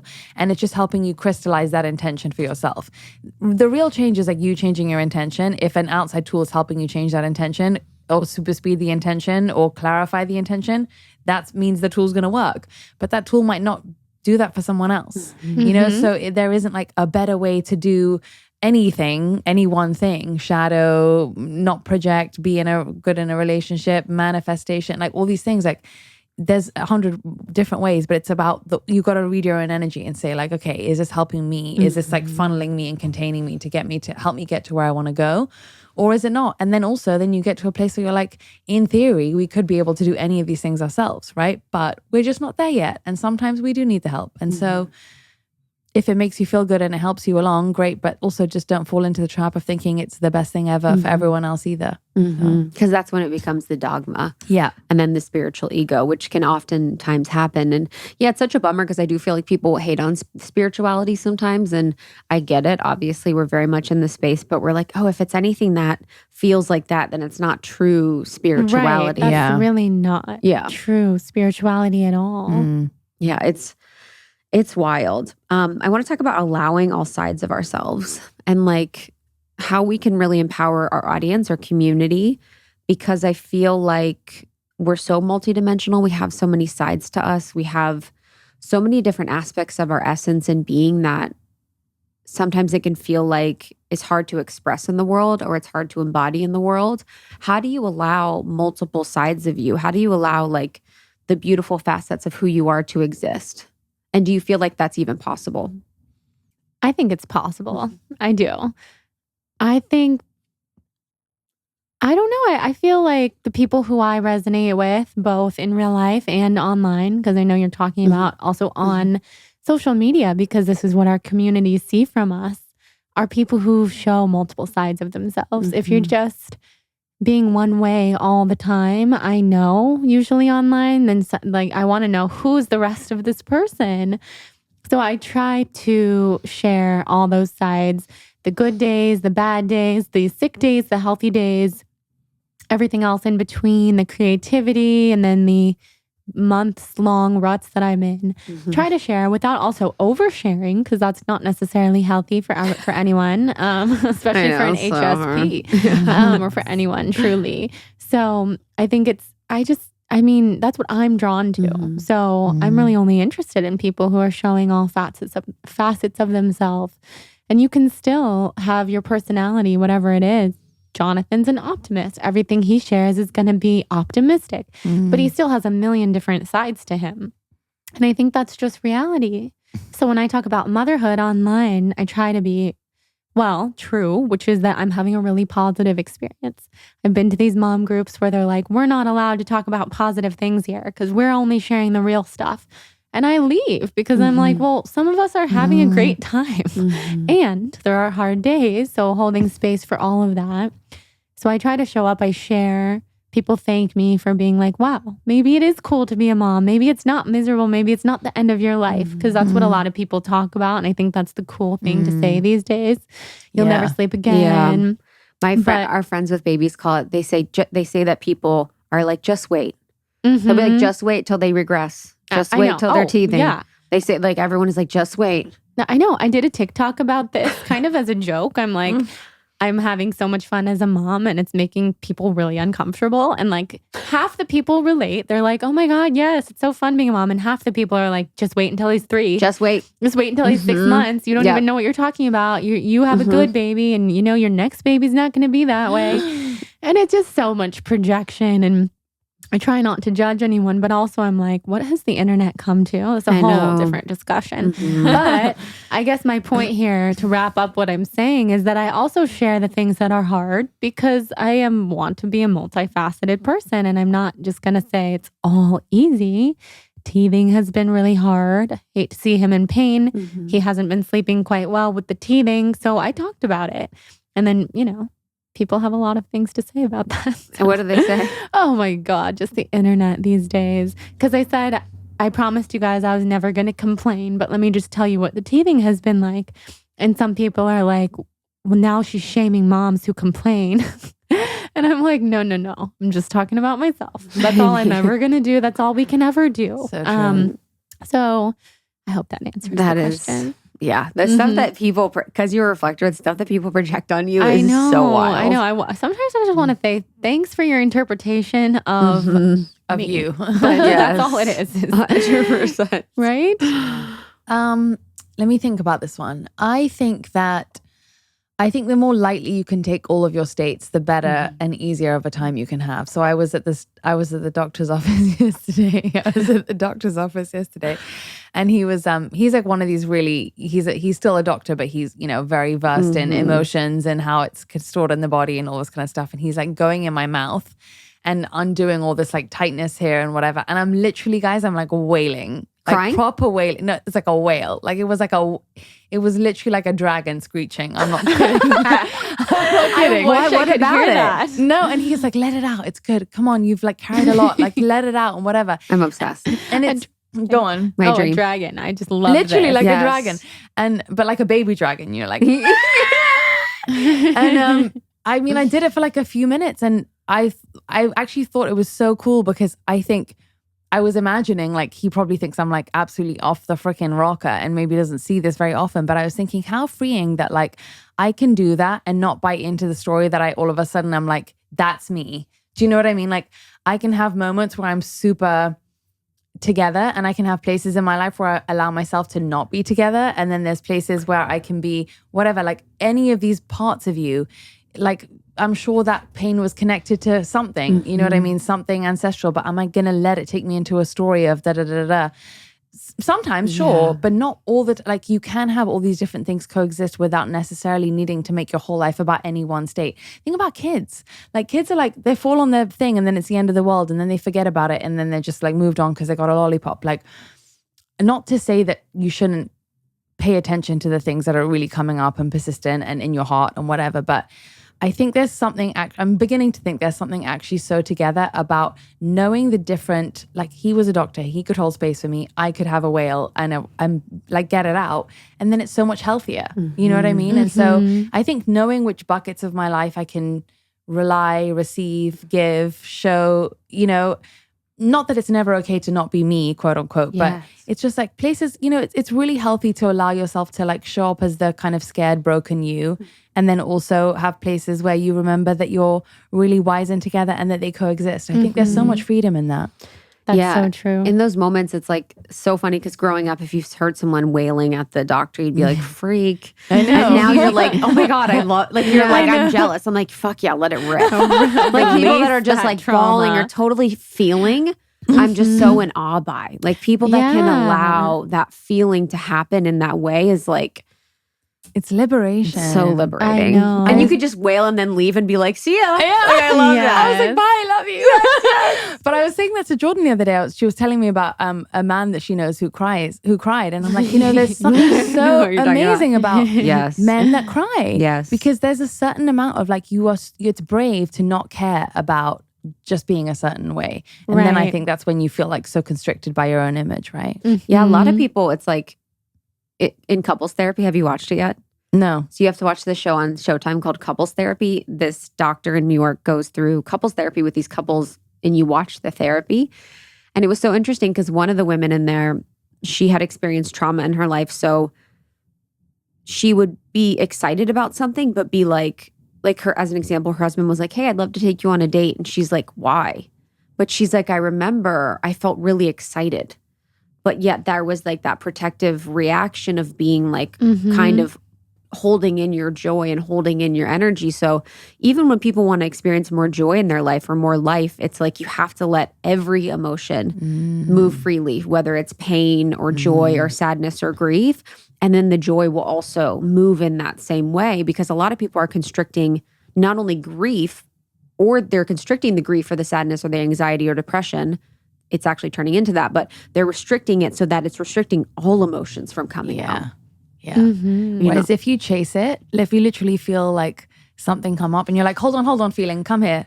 Where are you? Let me feel you to your fullest extent. Yes. It loses its charge. Yes. And then you can feel it in those safe spaces rather than like show up on Instagram or show up to a birthday party and like divulge all these things that you definitely Is this a personal experience? Oh yeah. That's like Jordan. Like, I know, so this is so specific. You guys, then you can go to this girl's birthday party and just. Yeah. No, I've done all of the I know above. you have. I know. and way more. I know. I'm so but like that having too. those safe spaces is so important. That's where I've had to even like with the past year and just kind of what I've gone through. It's like I've realized like we have a neighbor here who lives upstairs and I really like her.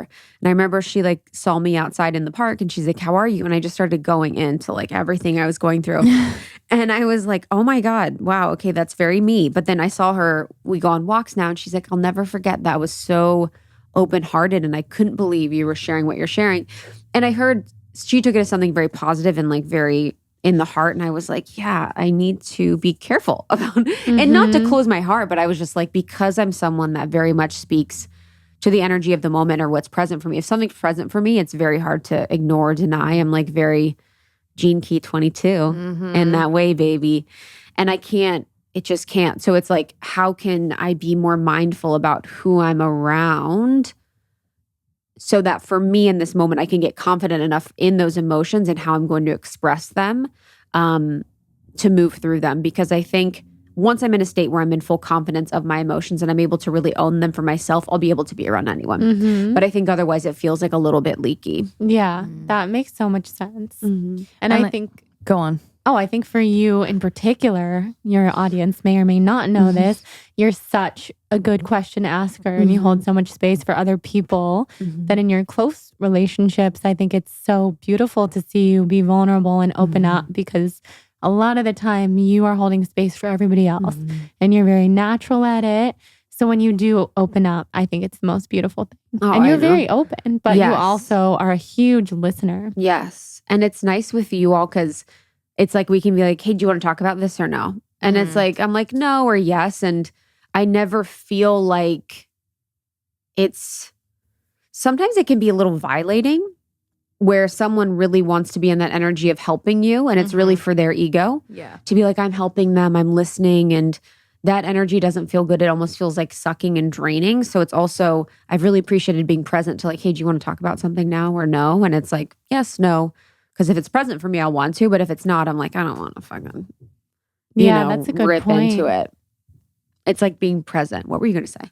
Oh, I was going to say, I think also like vulnerability porn has become a little bit of a currency too, where, there are appropriate places to be vulnerable and you don't want to be using it as currency to get like attention ever, or you don't never want to like trade on your stuff. Like I remember watching did you guys watch that Brene Brown documentary that came out like 6 or 7 years ago? She had a Netflix special and she was saying like, since her TED talk, she had all these, people talk about vulnerability and it's become like part of the lexicon now.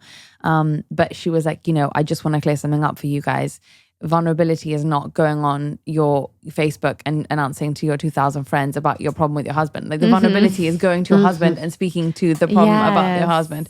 So it's like you have to, it's like the appropriate spaces and places and doses and, I think that's the biggest fact. Yes. Because if you think about that, and I've probably done this before, so I'm not saying that I haven't, but it is so much easier to get on your Instagram and be like, I'm having a hard time in my marriage, or I'm feeling insecure about this, or than actually being really honest with yourself or being really real with yourself or actually having that conversation. Because then what will happen is you get the validation or the feeling of dopamine from that share, but you're actually not making progress on that share, or you haven't shared it with the right person in a way where it can really even be worked with or received. And I do feel like that with the online world. And yeah, it's such an interesting space to share and want to be truthful and open and vulnerable, but not also want to get caught in that energy with people. How do you guys balance that? Especially, I know you are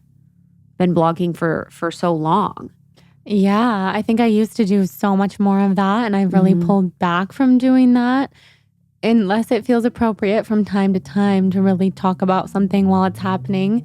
But I used to do that so much more. I would hop on just because I love my community and I love their feedback. And then there's the whole element of the, just always having someone there, and it's always having thousands of people there. And that feels good. But I think to get to a point where you don't need that is also really healthy.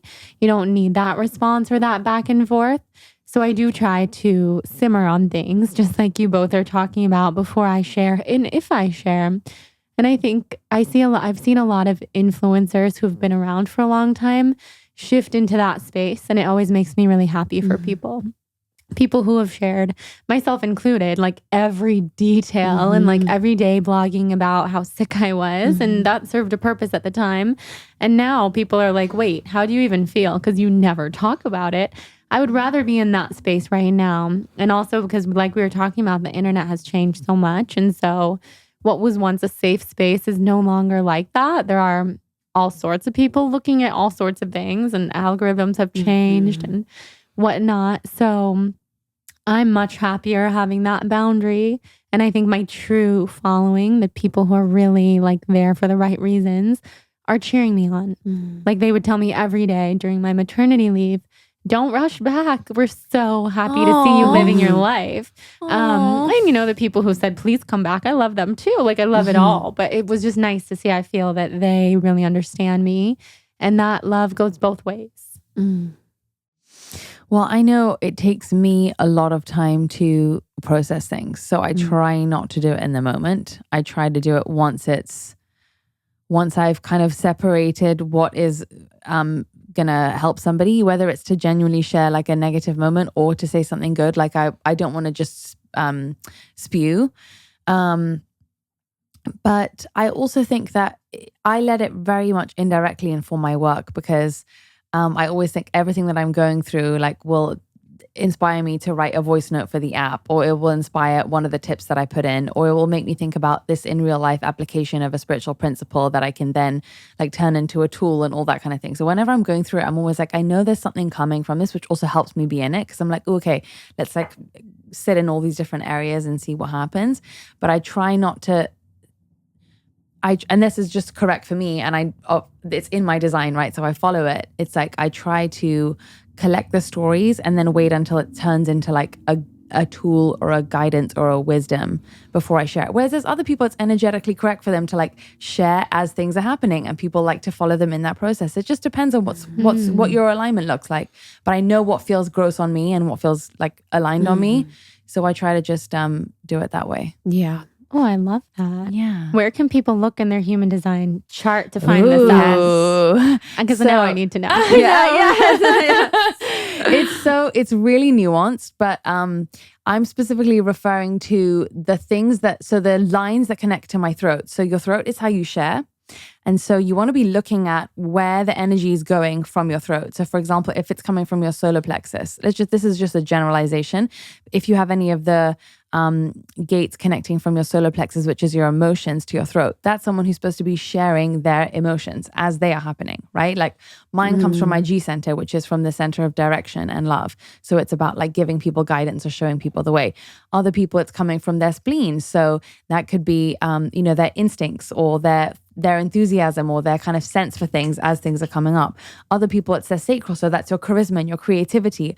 Other people, it's their mind, so it's their thoughts and their opinions and their points of view. And this is those so are the things that people are cool. supposed to share. I know me and I'm Jordan. pulling mine up. I'm pulling mine up as we speak. So it's really interesting. Well, and Krista, yours is amazing because you have an open throat, right? Which means that basically you don't have like a set way that you're supposed to be sharing. And so you really have the design of like an oracle, basically, actually.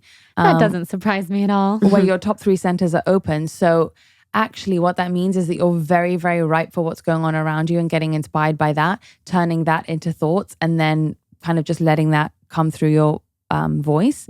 But for you, because you have that open throat, you can really be a voice for other people. You can really speak what other people can't speak. You can really feel into what other people are wanting to express and expressing like those things for the unset. You know what I mean? Yes. For the it's a very more generalized collective For the people. type of energy. Yeah. That makes all the sense in the Isn't world. that cool? Yeah.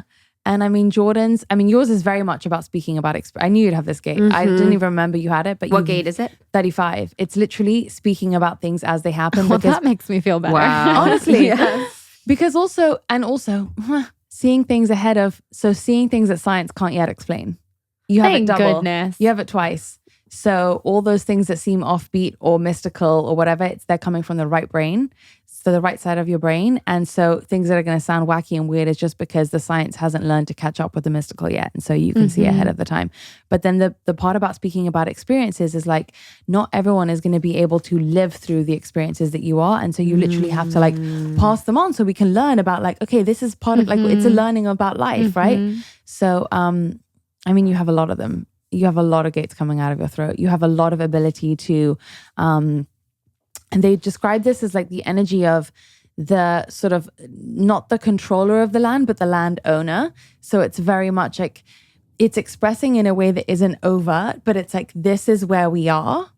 And I'll just wait for all of you to like land here type of thing. Yeah. So it's like an unspoken speaking to. I love that. So then you see, like and everyone's like, use your voice, but it's like, hold on, let's learn how your voice, how you use your voice. What's correct for you to use your voice? Because your voice is going to not be right for me, and my voice is not going to be right for Krista. And So do they look at with the My Human Design app, they get their chart. Do they look at their throat center and see what the channels are? yeah. Okay. And so if yours is colored in, then that means you have a consistent thing that's speaking to your throat. If yours is white, then it's kind of more fluid and it comes and goes. But I'm going to get so much more into this we just have so many things to add. It's endless human design stuff. What else? The throat is a really interesting. What else are you adding to the app? The app is endless, by the know. way. It's Like so the sick. deeper I dive into it, the more I literally am like, how did I know. you do all this? It's so And crazy. I know how long you worked on it and everything, but I mean, I can see how it could be never ending in such a beautiful way. There's always more to do. What's coming on the app? What's coming in the app is we are going to be launching the gift soon. So every single number is going to have a description. Then there is something else coming that is going to be, I don't know when this episode's coming out, but anyway, I'm sure it'll be people that will look forward to it. So we're going to have a Q&A feature where every single day people can submit questions, and every single day we'll reply, use a question specifically about your design.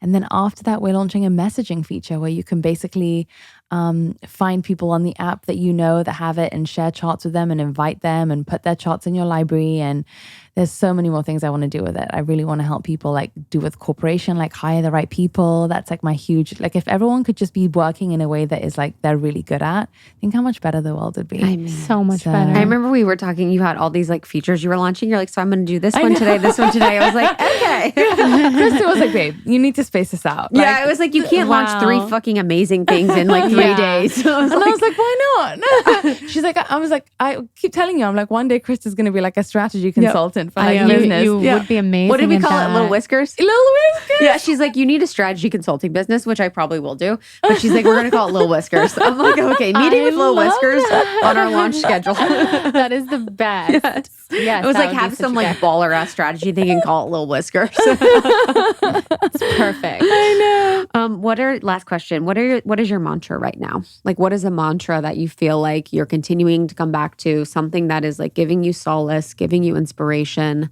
something that feels really true. Let there be nothing that I can't admit to myself about me and still be okay and still be loving to myself. Wow. It's literally such a game changer for me. Wow. It came to me last summer and I was like, I think this is I think this is what was missing in my life all along. Because if you can never stand yourself, if you admit that you're jealous, or never stand yourself if you admit that you're insecure, any of these things, you're so limited. So limited. So I do that one. Sit on my bathroom floor, put my hand on my heart and say, what is it about me today that sometimes it's good things and sometimes it's bad things, but I give it's the myself truth. love anyway. It's just the truth. Because I think for a lot of people, they're too scared of the truth. It's to be jealous, it means you're bad. Yeah. So they're in denial of being jealous because it means they're bad. So then they can never get anywhere because they're not realizing the jealousy or being jealous. Whereas when you admit it, you're like, okay, now I'm free because I don't have to be this anymore. Yes. You shine a light on it and then you're free. Yes. And I almost think one day if I want to be a mom, that's what I want. That's how I want to be with my kids. So why wouldn't I give that to myself? You know? Yeah. Little Jenna. Yeah. So sweet. What's yours? I have a few. I think I'm always reminding myself to slow down and just soak it all in. With seeing how quickly Atticus has already grown, it's impossible to not want to just soak in every last moment. And then my other big thing right now is to just commit to joy in everything I do, even the things that are not necessarily fun, but to kind of just float through life enjoying all of it. I think I've explained it better in the past. I know I've told both of you that this is my high vibration Jordan 7.0 era. So just show up as that Jordan and not these previous versions that worry about things or overanalyze things or don't have enough energy, quote unquote. Just kind of live in this high vibration and be this high vibration in every situation. Yeah, it's like that served the previous version, but it's not me anymore. And just kind of letting go of the old stories and moving into that new version. And it's funny because it's like you say commit to joy, and it's like, even you were like, yeah, it's like, I have others, but it's like that is so It's the profound. one. And that's the one. And it's like that commitment is so powerful and it feels simple. But if you try it, it's not. It's really not. Yeah. I have to recommit every morning, every day. And then, I've been doing it. Like I've really been doing it. And I hope I can continue. Well, I will continue to do it. Because it changes everything to enjoy what you're doing every day. Because life does end up getting in the way. We can have these really clear visions and intentions, but things happen, and having a baby, being sleep deprived happens. And then next thing you know, you're not having a good day and you're not living in the joy. So to always come back to that. Love that. Anything else you want to share with What's her? your one?